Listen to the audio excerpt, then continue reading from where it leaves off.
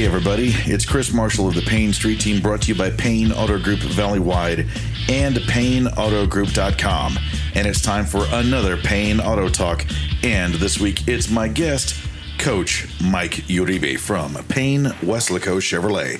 How you doing, Coach? Doing outstanding. Awesome. Now, I've talked to some managers, and we're just going to dive right in. I've so far interviewed some managers for the podcast, and you are the first finance officer. So you are the tallest hog in the trough when it comes to finance, or you're one of the cogs in the wheel? I'm one of the cogs in the wheel. I'm just a team member. I'm just happy to be part of here. Awesome. And we'll dive into finance here later, but how did you get started here in the business? Well, obviously, I coached for 24 years. Started my career at McAllen High School. I was there for 8 years, and then transitioned to Mercedes, where I eventually became the head coach and athletic director. I was there for 9 years, and then I worked for PSG ISD for 6 years, where when I started there, I was the head coach and athletic coordinator at PSG Memorial. And during all these uncertain times, things changed, and this opportunity presented itself to me. And I jokingly said, besides working with young people and developing them and athletics, my other passions are music and cars, and I can't sing and dance, so this is the only other option I had. Oh, I can't dance, but we can. But so, wow. And since you love, you do have to have a love of automobiles, I noticed, to be in the automotive business, even though it is a business that that passion for those four or sometimes three or two wheels for some folks, it's got to be there. So let's see. So, well, this is a common question I love asking because it really helps people. People are people, and we understand each other. What was your first car? My first car was a Jeep in high school. Loved it. I grew up in Harlingen, close to the island, and I was, believe it or not, a lifeguard. I looked a little bit better in Speedos back then.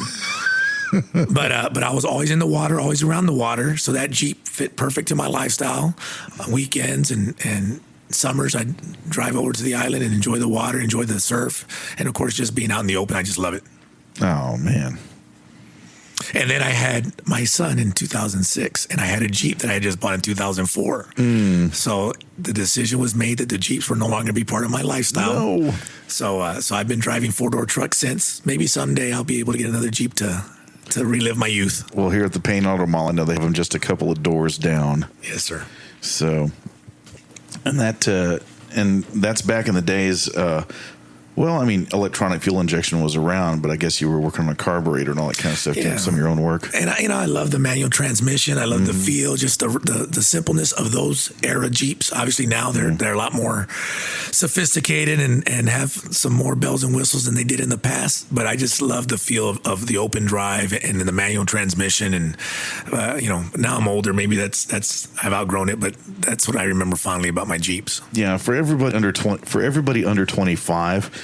When he says manual transmission, there's the stick in the middle moves to separate gears, and there's a third pedal on the floor, which some vehicles don't come with nowadays, and especially with some sports cars. Some do, some don't. Right. I know the paddle shifting is fun, but for some of us, it's there's a brand that shall go unnamed, but I remember seeing it and it had paddle shifters, and I went, this is supposed to have a chrome gated shifter, in the middle. I want to get my Magnum PI on in this thing, but that wasn't happening.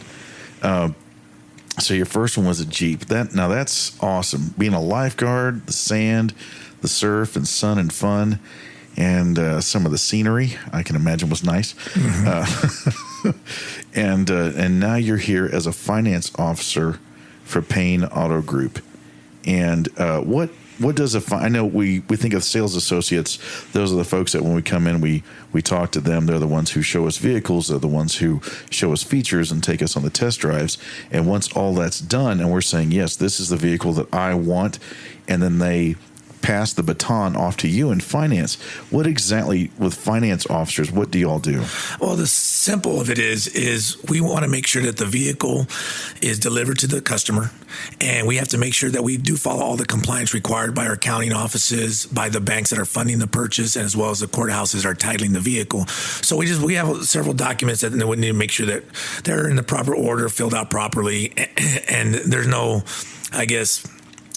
No glitches. loose ends. Like no loose No ends. loose ends. We want to make sure all our paperwork's nice and tight because our primary responsibility is to make sure the customer has a pleasant experience. Yeah, because this isn't buying a candy bar. No. This is a what some people would call a high dollar value item.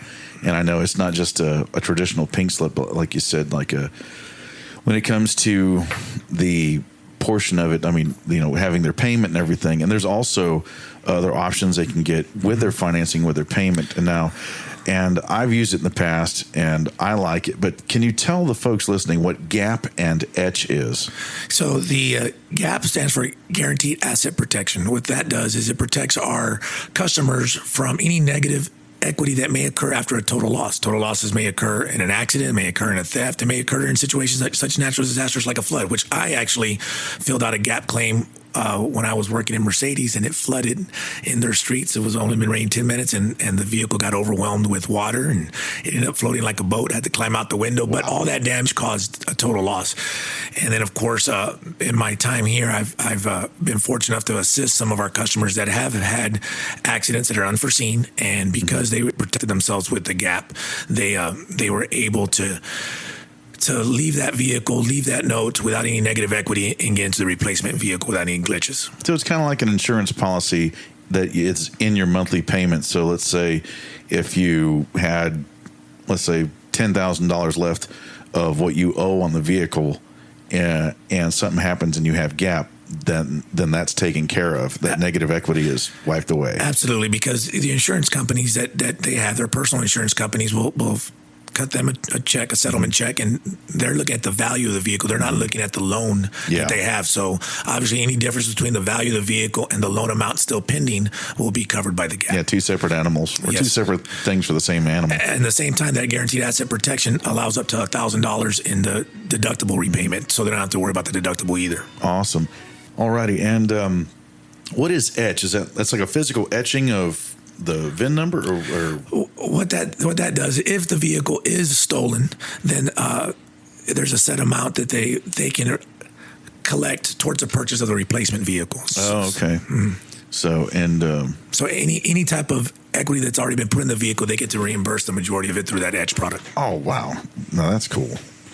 So and that's all protecting the client, and and I tell every one of our customers, next to your home and your family, this is probably the next biggest investment. Not in that order, but it's a big investment. So you want to protect yourselves. We sit and we protect our cell phones that are fractions of the cost of a vehicle, and it just it'd be financially responsible to also protect investments such as your vehicle. Yeah, well, your vehicle is your home away from home. Absolutely. When you're on the road. So to reassure the customer coming in, the babe in the woods, like this is their first time, what is some of the best advice you can give them for when they come in and they step into finance and they realize it's not just, like I said, not buying a candy bar. You're not just plunking down a couple of bucks on the table and you walk out with it. Like, what should they expect when they come in and they talk to you? And well, obviously, our main priority is customer service, to make sure we take care of our customers. And not only do we want our customers to leave happy, we want them to come back. We want them to refer their family and friends. So making sure that we do things that are going to take care of them, not only at the time of purchase, but for the life, the rest of their life as far as the vehicle purchasing experience. So when they come in here, understand that we're looking out for their best interest, and we want to make sure that they're being taken care of, and not only being taken care of, but being protected, and make sure we maximize their benefits of their vehicle purchase. Awesome. And so you're the ones making sure that the vehicle is, of course, clean upon delivery, but also the accessories that come with it. Does it have the spare tire? Does it have the floor mats in it? And any corresponding. I remember back in the day before automatic uploading of software, sometimes you had to have a CD to load into it, and we don't even have CD players anymore. No. And again, some there's a lot of technology in our vehicles today with GPS systems, navigation systems, the computers that run the vehicles, and so on and so forth.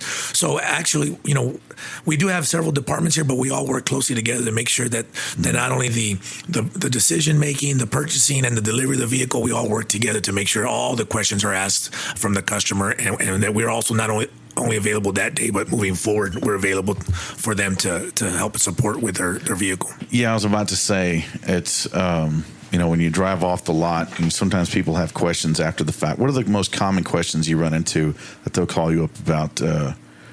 A lot of times, because a car purchasing, during the car purchasing process, a lot of times they're being overwhelmed with information. So a lot of times my responsibility is to make sure that everything that they're purchasing and everything that they're getting is clearly stated. So when they move forward, a lot of times they may have forgotten maybe questions on their warranty or questions on some other parts of their purchase. So I'm there to review their contracts or review their purchasing to make sure that all their questions are answered.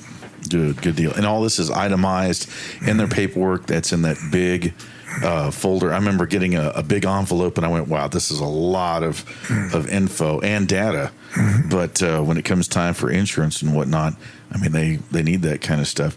So our vehicle service contract, that is an opportunity for our customers to include in their purchase is a product that covers mechanical and electrical issues that may come with the vehicle. And it does come with a deductible, anywhere from $100 to $200, the deductible will be. But as these vehicles get serviced throughout their life of their vehicle, sometimes these, we're talking parts and labor. So this is a way to protect their pocketbooks moving forward. And so if we do have engine issues or transmission issues or electrical issues or air condition or axles or fuel delivery, then obviously we can use our vehicle service contract to protect our pocketbooks moving forward. I gotcha. And that also ties into recalls. Yes. Awesome. So they bring the recalls in. Obviously, the manufacturer will inform them there's a recall. They bring them in. We apply the service, and we get that vehicle back on the road for them. them. And all that's on file. Yes. Pretty made, ducks in a row, everything. Yeah, and then we also have prepaid service. Yes, we have prepaid service. So on that maintenance, that's the oil changes, the lubrications, the topping off of the fluids, the documentation of their service records, which helps the value, maintain that value, and increase the value of the vehicle moving forward. When it's, obviously they're going to be wanting to trade in, and they get to see that Carfax, to see all the service that was done to that vehicle to make sure it was properly taken care of, which increases the value of that vehicle. Oh, it's like being an accountant. Yes, sir. So that's another thing. You're kind of an accountant as well, or setting up the grid there for it. Yes, sir. How soon are we getting new vehicles and new model types? And because there's some new stuff coming through, and since Chevy is part of General Motors, I know you've got your ear to the ground with what's going on with Buick and GMC. Absolutely, we all work together as one team here at the Auto Mall with Buick, GMC, and of course Chevrolet. So we are getting deliveries weekly, and again, our supervisors, our managers, and our sales team does a great job tracking all these things that are coming in, promoting it out there, letting our customers know what we're getting when it arrives, and helping our customers. And when they do call, we all obviously look at to see the inventory that's coming in to give our customers a good idea of when the best time for them and their purchases. Awesome. And what improvements have you seen the past couple of weeks with not just vehicles coming in delivery, but has any paperwork changed, or like when people get their vehicle, they're locked into that deal, they don't have to worry about their payment changing or any of their financial statement? And once that's done, it's just waiting on the metal to arrive, right? Yes, sir. Once they get all the information, it's pretty much established the way it's going to be, and as long as we agree to terms, and we're moving forward, and they're just be waiting for their vehicle. Waiting for the next one. Oh, yes. Man. And I can see right outside your window here is the new 2022 Corvette. And it's still growing on me. It's still growing on me. I mean, a mid-engine vet. Yeah. I mean, that's... Well, let me put it this way. I had one of my closest friends call me in February. Wanted to surprise his wife on her June birthday. Oh no! With a new Corvette. Ooh. So we were able to put the order in, get the vehicle delivered. He flew down here in the morning without letting his wife know. I picked him up at the airport in his brand new Corvette. He drove it back in time for dinner to surprise his wife with a beautiful Corvette. And I told him if his wife ever gets tired of him, I'll marry him if he buys me a Corvette. I tell you what, love is a new Corvette. And I tell you what, it's this whole new mid-engine thing. Because when they said, "Oh, this is a picture of a Vette," and I went, "No, it's not. It's like I know a Lambo, I know a Ferrari, I know a Pasta Rocket when I see it," and it wasn't. Mm-hmm. And it kind of freaked me out. But it's got that spaceship look to it. I mean, a few years ago, when I saw the Z06 Corvette, I was like, "Oh, this is hot," And now this is definitely a cut above. Have you? Wait, you got to drive it. Yes, I got to drive it. Now it has the paddle shifters in it, right? Yes. It don't have a stick, does it? No. No. Oh well. No. That's just me personal. But man, that thing is hot. What else?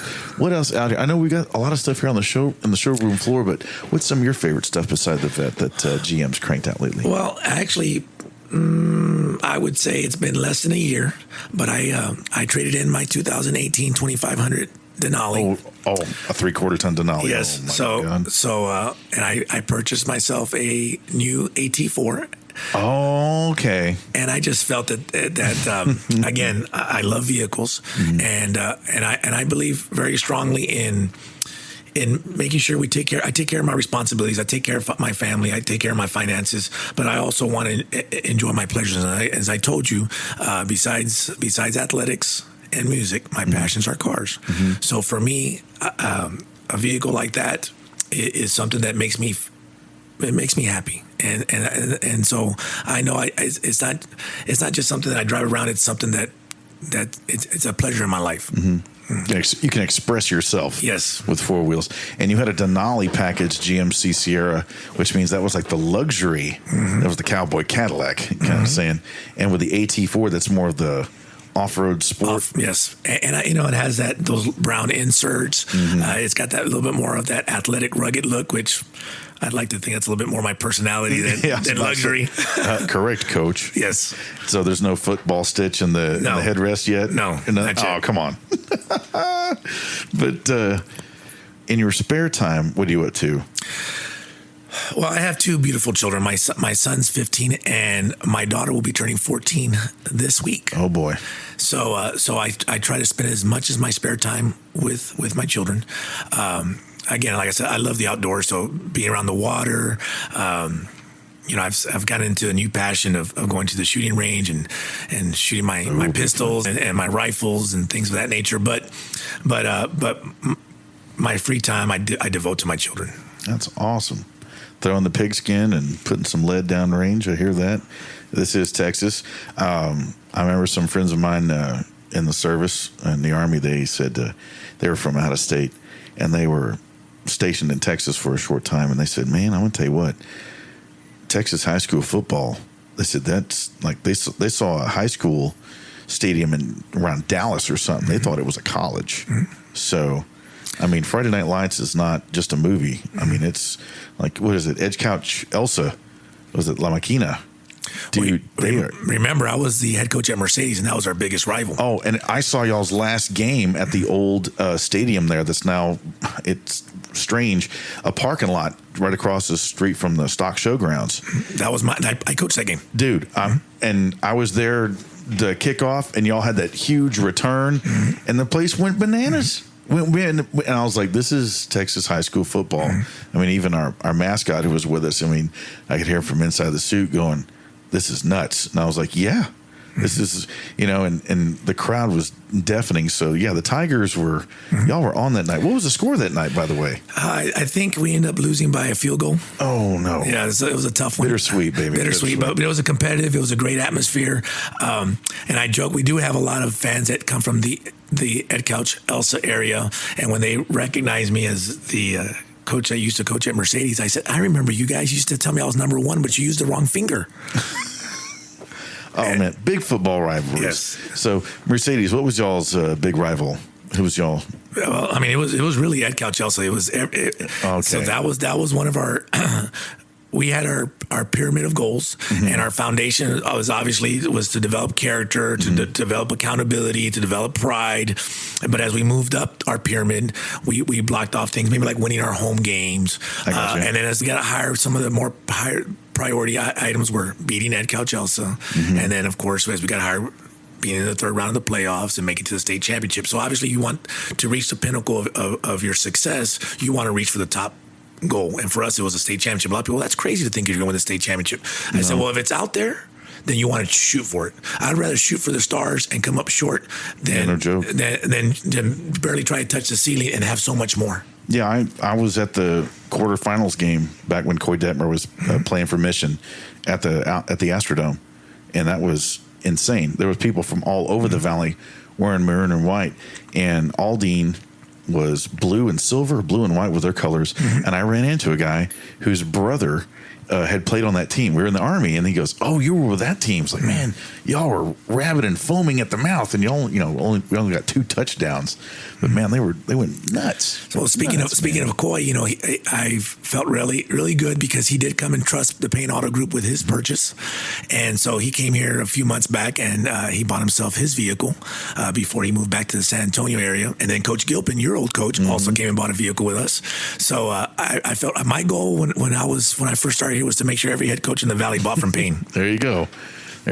So Coach Detmer is no longer. He went back up to San Antonio. He went to Somerset. His father, unfortunately, recently passed. So he took over that program, and he's a tremendous person, tremendous coach, great competitor, very humble person. So I was very happy to serve him, very happy to know him, and I'm excited for all the things that he's doing over there in Somerset.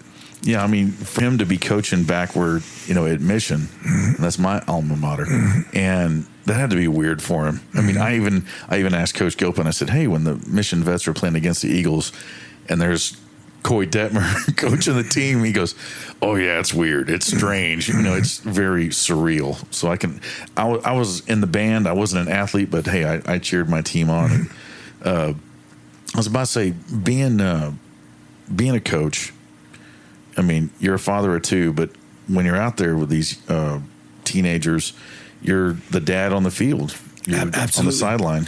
So my coaching philosophy had always been that I had a bigger responsibility than the X's and O's and the W's and L's. My bigger responsibility is to develop young people into being productive husbands and wives, to being great citizens, to being, hard workers and things of that nature. So, I would always say that there's more to life than football, but there's more to football than football. And so my goal was to make sure that these kids understood that opportunity to participate in athletics in high school was going to springboard how they were going to handle things the rest of their life. So that's why I use that as an important part of my daily philosophies. As a matter of fact, I borrowed Lou Holtz's program rules and I adopted them into my program rules, which rule number 1 was do right. Rule number 2 is do the best you can. And rule number 3 is the golden rule, which is treat everybody the way you want to be treated. So if you use that philosophy, not only as you prepare for a game or prepare for a season, but you use it in every aspect of your life. As I've come into finance, I sit here and I am doing the best I can, the right thing for our customers. And most importantly, I'm treating them as if I wanted to be treated when they're sitting across from me. So for me, that transitions to life lessons and a life philosophy. So that was my objective, and I would tell my athletes all the time, the fruits of my labor I will not see this year. I will see 5-10 years from now when I'm seeing you doing great things. As a matter of fact, I had a young man sit here one time, and he was here with his wife, his child, and his wife was expecting, and he was upgrading from a sedan to a SUV. Yep, that happens. And he was maybe in his late 20s, and he looks at me and he goes, "Coach Uribe," and I look at him and I go, "Do I know you?" He says, "Well, I went to Mercedes." I said, "You played for me?" He goes, "No, I played soccer, but I remember you." And I said, "Oh, you remember me being the yeller?" He says, "No, Coach, you were the seasoning of the games, but I remember you because how passionate you were about the programs and the kids and so on and so forth." And I got a little choked up because I said, "You know what, son? Well, the fact that you remember us, and this is why I did what I did when I coached, was because you are being responsible right now to your family. You're taking care of your wife, you're taking care of your daughter and your soon-to-be child." And I go, "This is why I did what I did when I coached, because this is the type of men that I want to see, men that are going to take care of their families." And so for me, it was a proud moment sitting in my office here, seeing a kid that I had interaction. Very minimal interaction, but interaction that was impactful enough that I felt 10 years later, you're seeing. Yeah, it's like coming almost full circle. Absolutely. I believe one of your coaches was somebody named Tom Shawhan. Is that correct? Yeah. So Tom Shawhan, a coach who coached a coach. Coach to coach to coach. So Tom Shawhan was my 9th and 10th grade coach in Harlingen. And back then, there was only one high school. It wasn't Harlingen High and Harlingen South. So he was a very influential coach. And as a matter of fact, I got to share this story with you. I had a very good parents, very involved parents, and they kept me on the straight and narrow. But there's always influences that surround you, especially it seemed like when athletes were involved, there was always people that tried to pull you in the wrong direction. Yeah. And I remember him bringing me to his office, and he talked to me about FCA. And he introduced me to FCA, not because I was doing anything wrong, but he just wanted to make sure I had the right path. So again, you talk about full circle. Here's a gentleman that as a 14-year-old, he was trying to guide me in the right direction. And FCA, Fellowship of Christian Athletes. Yes. So he coached me in 9th and 10th grade, and then he moved on to the McAllen area. Well, obviously I stayed in Harlingen, and I remember as you know, it wasn't like social media today or emails. Yeah. So I remember receiving letters from him my junior and senior year with some of the news clippings of maybe some of the things that occurred, and I was maybe mentioned in the article, or I was featured in the article, or whatever the case should be. And I was like, wow, here's a guy that coached me as a freshman and sophomore, and here I am a year and 2 years later, and he's still supporting me and encouraging me. So he was that impactful to me as a young player. Of course, then I move on to college. I become a coach. So I go and apply for a job at McAllen High School, and I'm interviewing with the head coach at the time, which was Tony Harris. Great man, great coach, great leader. And I'm sitting there in his office waiting to be interviewed, and I'm there in my tie, and I look up on the board, and I see Coach Shahan. And I look, I was like, my Coach Shahan? So as the interview's going on, I brought it to the attention of Coach Harris. I said, is that gentleman Coach Tom Shahan? He goes, yes. I go, he was my coach in high school. So he brought him over. So fortunately, I was able to get the job. And at the time, Coach Shahan was a defensive coordinator, and I was a defense assistant. So he became from a coach to my boss per se as on the defensive side, and then we became I think not only is he a mentor, but he became a friend, gave me a lot of great advice and support. And then fast forward, and here I am, another link to Coach Tom Shahan. I was about to say, yeah, you're amongst the crew now. Yes, you're a master Jedi. Yes. Oh man, tell me something about Harlingen Hawks. It was your freshman team. Was it the freshman team? Y'all did something extraordinary. Y'all had some game or some really hot playoff or something like that. It was.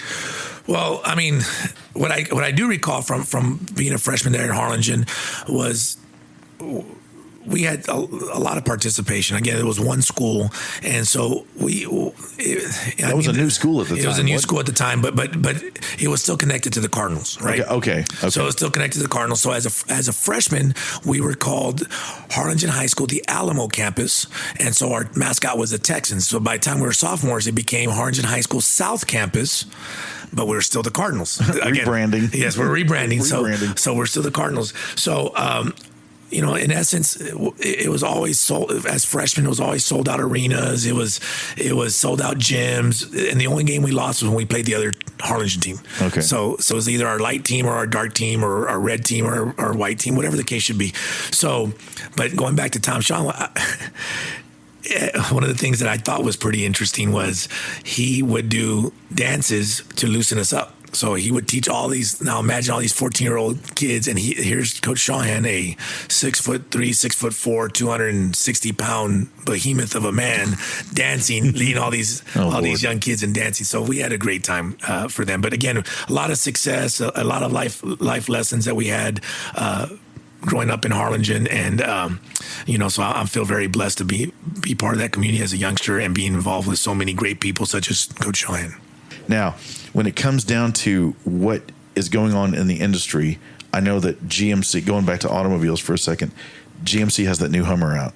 Yes. It's supposed to be doing some crab walk or something. What's this thing going to do? So in essence, the steering is all four wheels are involved in the steering, which obviously gives a turning radius. It's very...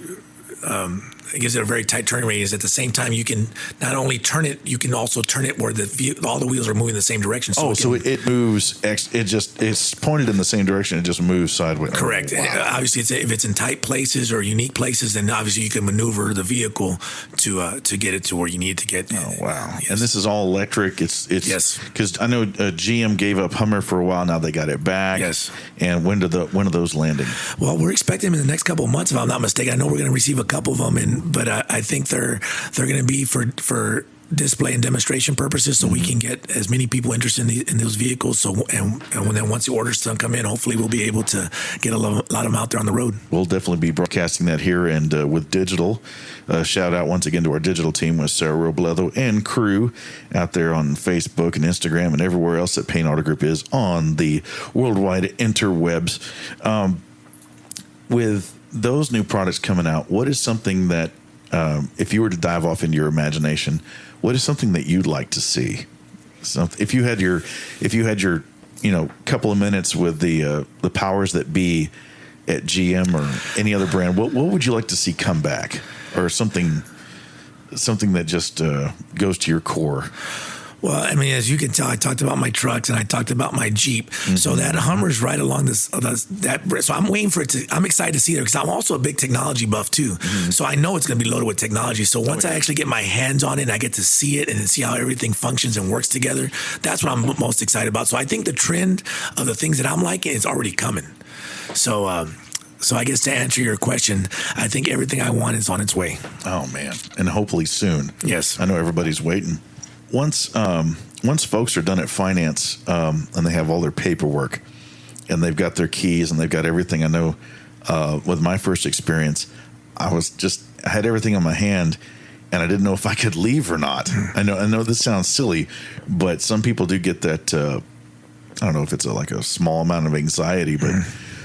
What is it that they should do as they get their paperwork and everything? What should be the closing deal that they need? Well, my normal routine, once we're done with all the required paperwork and all the documents that need to be turned in and submitted and all the paperwork that needs to be handed to the customer, I want to make sure that all the questions that they had have been answered. I also give them my card to let them know that I'm available if something comes up moving forward that they didn't think of at the time of signing. But again, we work very closely with the sales team here. So we, again, now pass off the customer back to the salesman so they can do final delivery, walk around to make sure that everything was, the vehicle had been gassed up. Mm-hmm. It's been prepped and clean for them to take the final delivery. And again, all the adjustments and questions that they may have with the technology of the vehicle or the setup of the vehicle moving forward, whether it's with the OnStar or how to get, some people may have questions on how to get the seat exactly the way they want it. Oh yeah, no joke. So we make sure we let them know that, and again, we want to make sure that our customers' purchasing experience from start to finish is as pleasurable as possible. And again, we want to make sure that our customers are paying customers for the rest of their life. I hear that. So that was actually one of my coworkers from when I was working at PSJ. She bought a vehicle. Her and her husband bought a vehicle this Saturday, but they bought at the Ford dealership. Okay. So they didn't buy it from us, but they came to Payne, and obviously that we have a relationship, our working relationship. So after they were super excited, so they drove from the Ford store to our Chevrolet store to in essence thank Payne and thank us for helping them in their purchase. And it was a Ford Maverick. Oh, that's right. That's that new unibody thing. Yes. I'm going to be talking about that with Raul over there on our next podcast. That's going to be great. So there were, of course, being a Ford product, and I'm working here at the General Motors side of it, I didn't have much information on it, but the advice I did give them is make sure that because there's going to be so much benefits and technology on that vehicle that unless they're aware of it, they're not going to take advantage of it. So I just wanted them to make sure that they took full advantage of it. And I know they did a great job. And they're complimentary of the Ford store. They're complimentary of the sales team. They're complimentary of the whole process. So it made me happy that they felt that extra urge to come over here and tell us about their purchase of the Ford Maverick. That's awesome. Yeah. And Ivan Nava out west at Payne Rio Grande City Ford, he told me that. He goes, yeah, the Maverick. And when he said Maverick, I'm like, wait a minute. And he goes, no, not that Maverick, different Maverick. And he said it's this unibody construction. It's going to be awesome. And I can't wait to see it. And I think one's there. Well, like I said, we sold it on Saturday. Yeah. Was that the only one? I have no idea. I'm gonna go after this. I'm gonna go check it out. Yes, I want to go see it. Yes, sir. Yes, sir. Oh man! So everything you want is on its way. Yes, sir. Are you sure? There's got to be something. Because I can't say it on air with all the things that I want. Well, I mean, like vehicles. Vehicles. Like So I know this sounds foolish, but obviously people daydream. And I tell myself, if I was ever to win the lottery, what would I do? And I don't want to be one of those kiss up guys, but I said, I'm buying all my vehicles from Payne. if I win the lottery, so what am I going to buy from the Payne Auto Group? I said, well, I'm going to make sure I have my AT4, which I have now, 2500. I'm going to make sure I either get myself a nice Jeep or a nice Bronco for my island trips. And I'm going to make sure I have my Corvette as my toy and my pleasure for my weekender. So that's the daydreaming that I do with vehicles. Remember, my passions are vehicles. So that's, if I was to have my wish list and put my posters up on the wall, there'd be my Corvette, my Bronco well, I guess if I win the lottery, I can buy both of them. My Bronco / Jeep, and then of course I have my primary dream car. It's already in my driveway. I also want you. So I walked through our service department the other day, and I think there's a 1952 maybe Chevrolet pickup, and I couldn't get my eyes off of it. I kept walking around it, and I looked at it. It's here. It's here. It's in the service department. But I'm going back there. Yes. So I also have an old soul, and I love our classic vehicles, and so that's the other thing. You're starting to see a lot of these retro designs coming back, which you got the modern technology with the old school look, which I think is cool. Like Chrysler did that with the Prowler, correct, and HHR, yes, and the SSR. Yeah. What happened, man? The Chevy SSR. That thing was awesome. Yeah. And it's like it needed just a wood deck in the back and some surfboards. I mean, dude, the SSR was great. GM, if you're listening, bring that back. We need, what? We used to do writing campaigns. Now it's emails and hashtags. What's it going to take to bring back fins and chrome? Yes, sir. Fins and chrome. Yes, I mean, Ray-Ban glasses, man, they've never been out of style. But fins and chrome, please bring them back. Bring back the good old days when the chrome was thick and the fins were tall. That's just me. Yes, sir.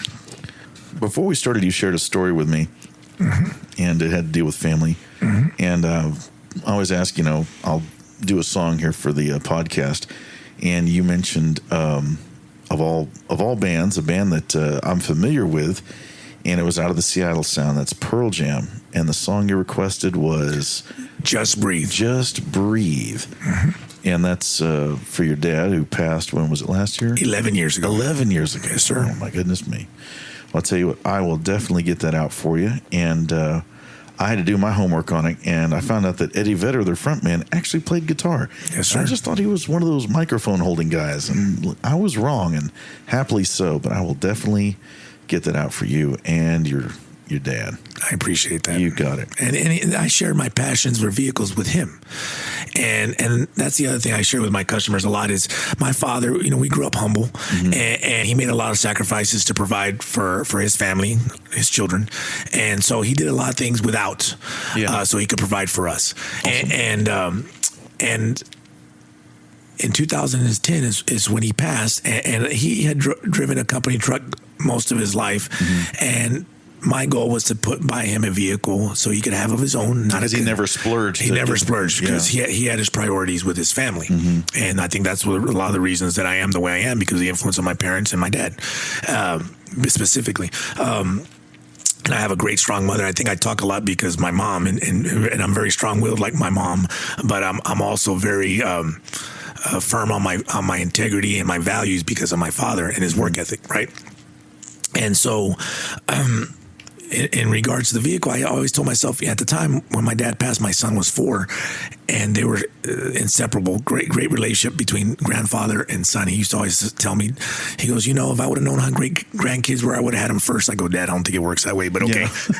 Cart before the horse. Yes, because he absolutely adored his grandchildren, and obviously my brother has 4 children, and I have 2, and so in my mind, as I became a head coach and started having a little bit more income, I thought to myself, I'm going to buy my father a nice vehicle, something that he can have and eventually he can pass down to my son, so I kept on putting it off.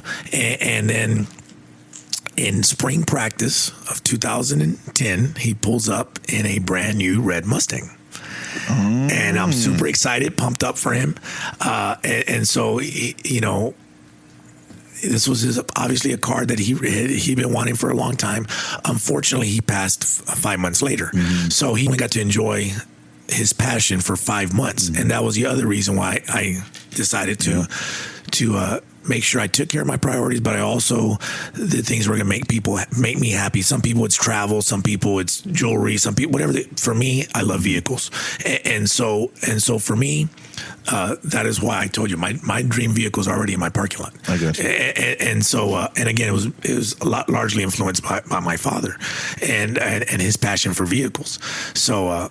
But again, in his era, we just got to admire him from afar. I got you. And because of his sacrifice, I like to think I'm in the position I am now, where I can, provide for my family at the same time, be able to drive a vehicle that I really, really enjoy and I'm happy with.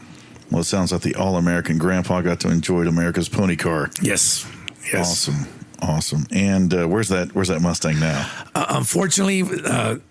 We had to. Your brother got it. Yeah, my brother. He did get it. My brother did get it. Yeah. Oh man. So.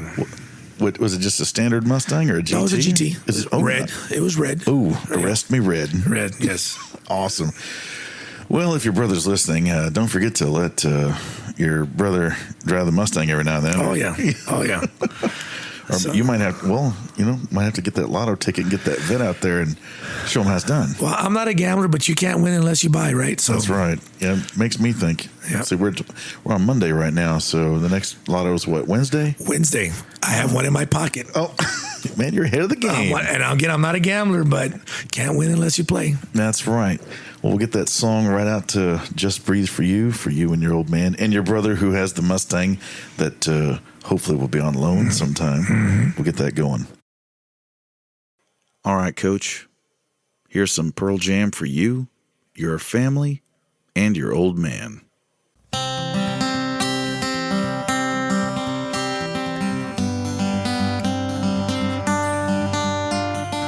Yes, I understand that every life must end. As we sit alone, I know someday we must go on. Oh, I'm a lucky man to count on both hands the ones I love. Some folks think I won, yeah, others they've got none. Stay with me, let's just breathe. Practice on our sins, never gonna let me win. Under everything, just another human being. Yeah, I don't wanna hurt. There's so much in this world to make me bleed. Stay with me, you're all I see. Did I say that I need you? Oh, did I say that I want you? Oh, if I didn't, I'm a fool, you see. No one knows this more than me. As I come clean, I wonder every day as I look upon your face. Everything you gave, nothing you would take. Nothing you would take. Everything you gave. Did I say that I need you? Oh, did I say that I want you? Oh, if I didn't, I'm a fool, you see. No one knows this more than me. As I come clean.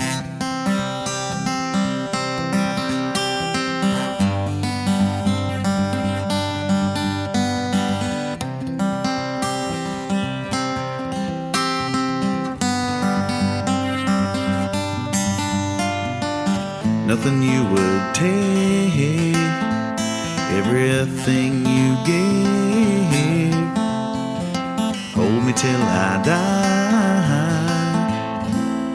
Meet you on the other side.